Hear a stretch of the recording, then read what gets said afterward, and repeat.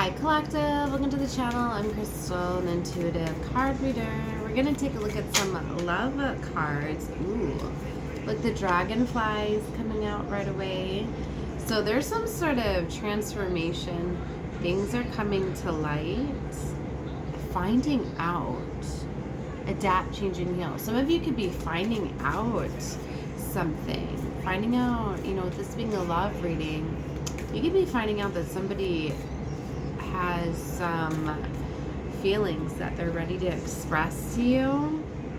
I'm getting, it's like that energy where somebody realized, like, oh my gosh, like, I'm in love with you, like, it's you, right? It's like, I'm getting this energy, like, maybe somebody had, like, options, or was like, I'm getting like player-like energy, but then they decide that, no, like, why am I even doing this? Like, I'm in love with you. Like, I want you. So it's almost like somebody is, this is who's transforming. I don't feel it's you. I feel it's this energy surrounding you where somebody is, they're realizing that they don't want all of these other options anymore. Do you know what I mean? So it's like they're coming out of that player, that Nine of Wands energy, like they're realizing what they truly want. Like they're ready for this commitment, right?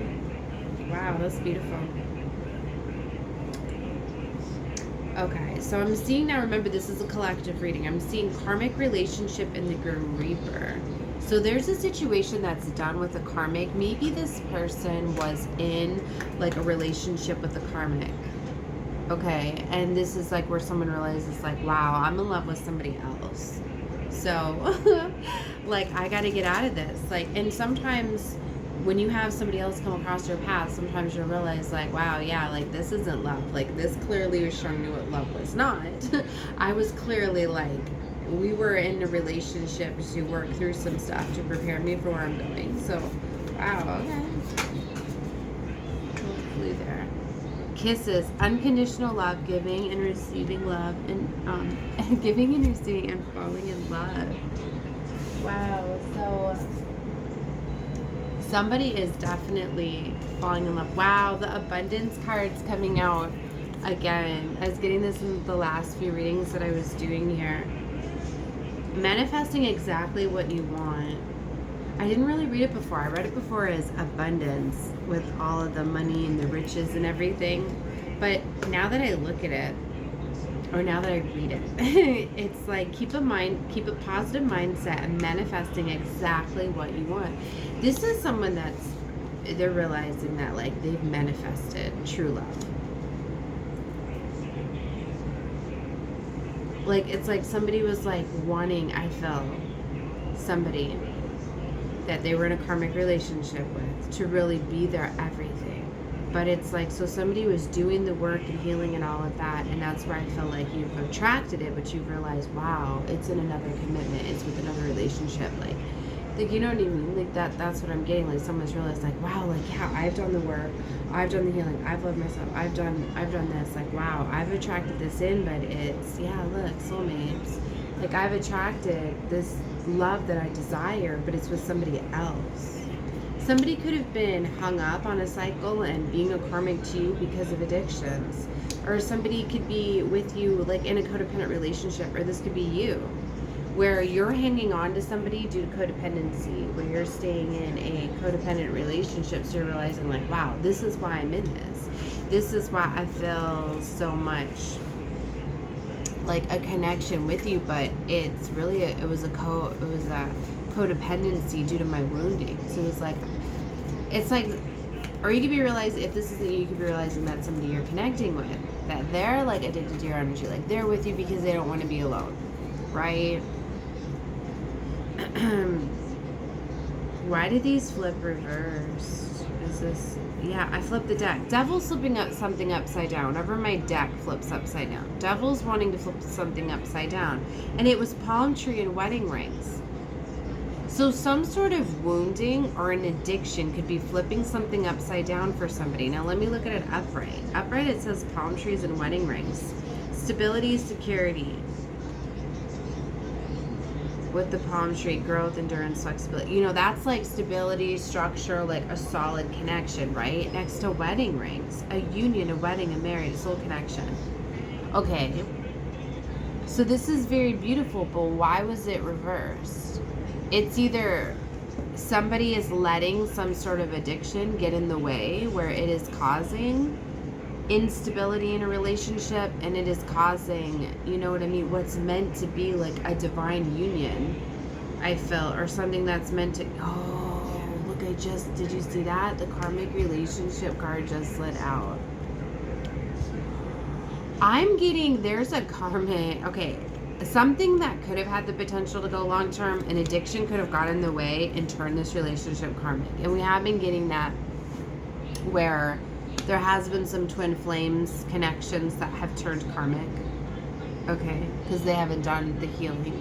So this could be one of those situations. So there might be a higher level soulmate, and for somebody of addictions, and it doesn't always have to be like drugs and alcohol when you hear addictions. It can literally be obsession, it says obsession, possession, controlling. Somebody could have an addiction to like narcissistic behavior, being overly controlling or possessive due to abandonment wounds from childhood, right? It could be just a toxic cycle like that. So somebody could have an addiction to literally power and control, but if you can't find that balance, right, the give and take in a relationship, then it's toxic, and it could have turned them karmic, and that's when the devil can very much get in. It can just lead to other things, right? It might be this energy too, where I'm getting this strong possessive energy where somebody just doesn't want to let somebody go. Okay, so something new could have opened up here. Yeah, look, it brought me to the cassette tape. Outdated thinking, conditioning, replaying events, and over in your head. So something is on like a loop, on a cycle, on repeat. Somebody is just repeating a cycle. Or you could be noticing the cycle on repeat. Oh my gosh, girl with the snake. This is the empathic narcissistic paradigm. Being charmed or used, enabled, and boundaries. So for some of you, this straight up could just be a karmic relationship that's in the way of a divine union. Okay, because a lot of times that's preparation. A lot of times that can be the catalyst. As they say that often empathic, you know, empaths that don't have boundaries and a lot of self-worth and love and have for themselves and have woundings will attract a narcissist. It's the perfect paradigm match to do healing for both. But sometimes one heals and the other heals later. A lot of times they don't heal in unison. They're not always meant to. I mean, if you both can heal at the same time, then you can clear that karmic contract, and then, you know, you could advance to the next level, right?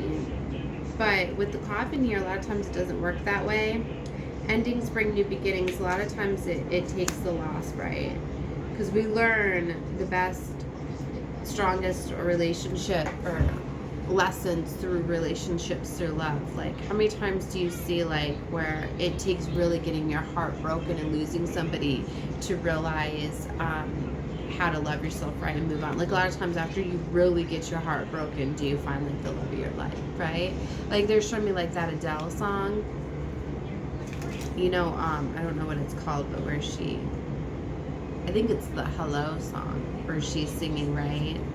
But it took that heartbreak for her, right? And sometimes that's when you realize like it's okay to have love for people and to let them go, right?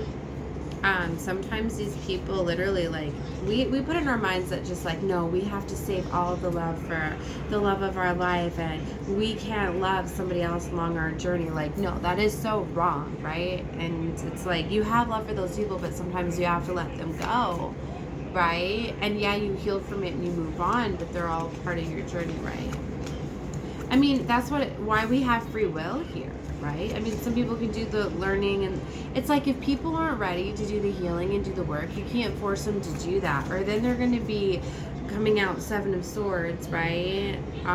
Wearing a false mask, not being their true authentic self. Like, if somebody wants to be, if someone is still like in that player energy mindset and they want to have multiple options, just go around enjoying life, and you're pushing them to get into a commitment, right? They're not going to be true and fully in that commitment. Do you know what I mean? So they're not really going to be happy.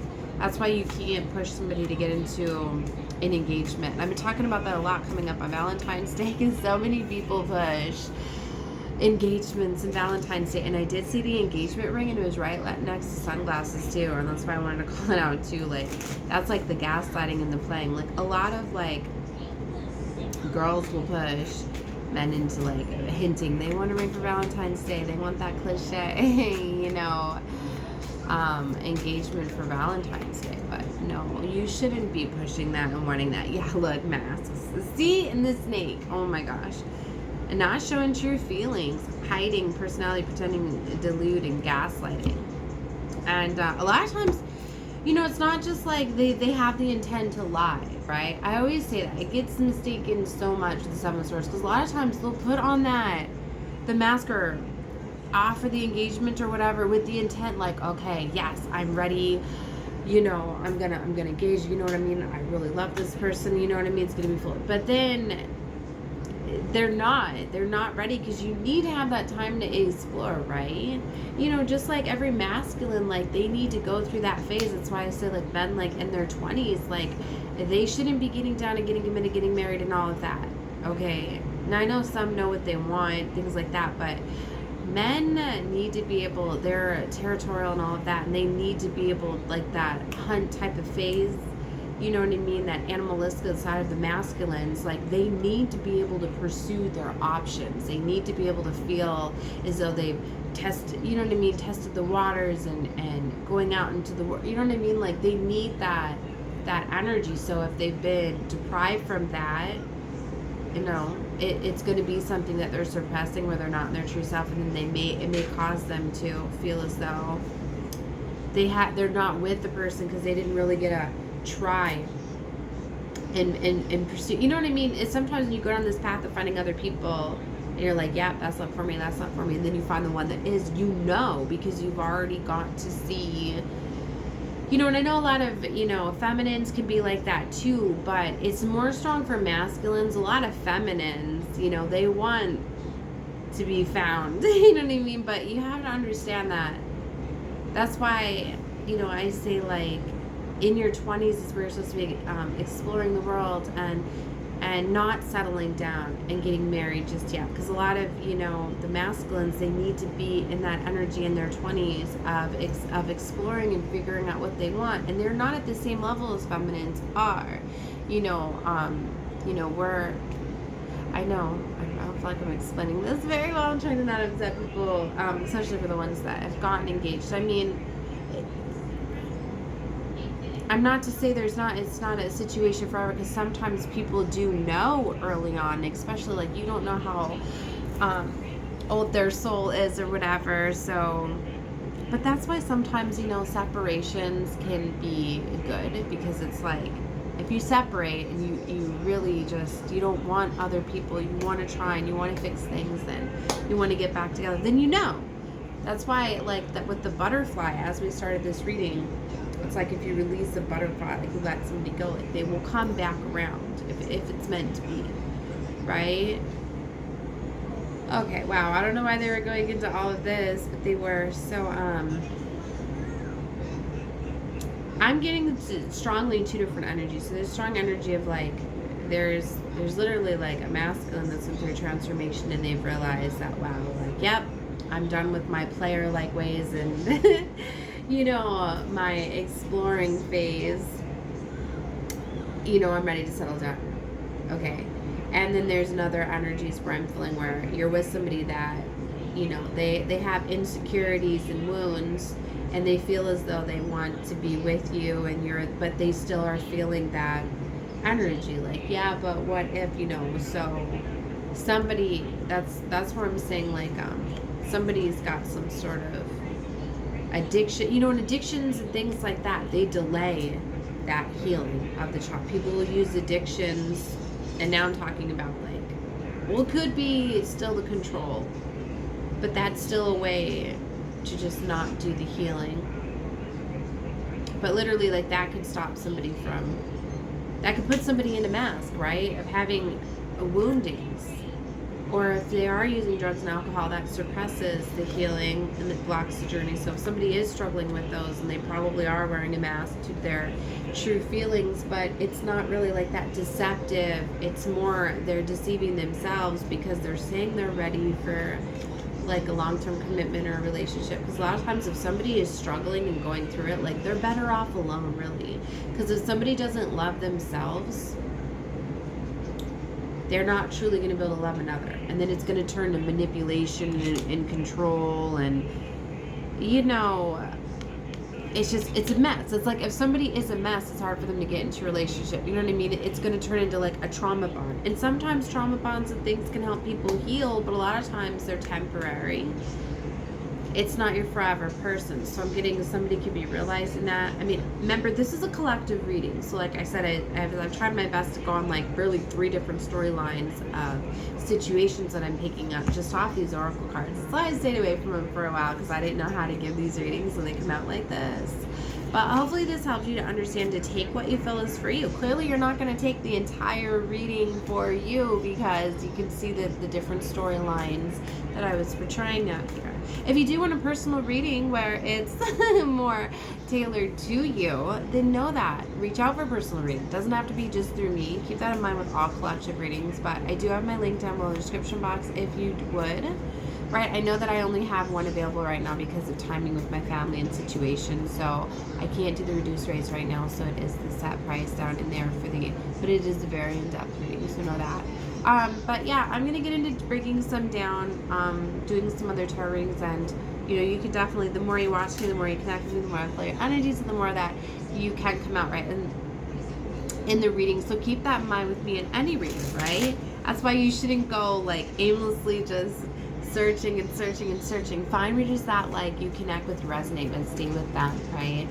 Okay, and you can tend to get more, but keep in mind it is still collective. So if you don't feel like something is fitting, if it's not like confirmation for you, don't claim it, because then you're gonna manifest it, you know?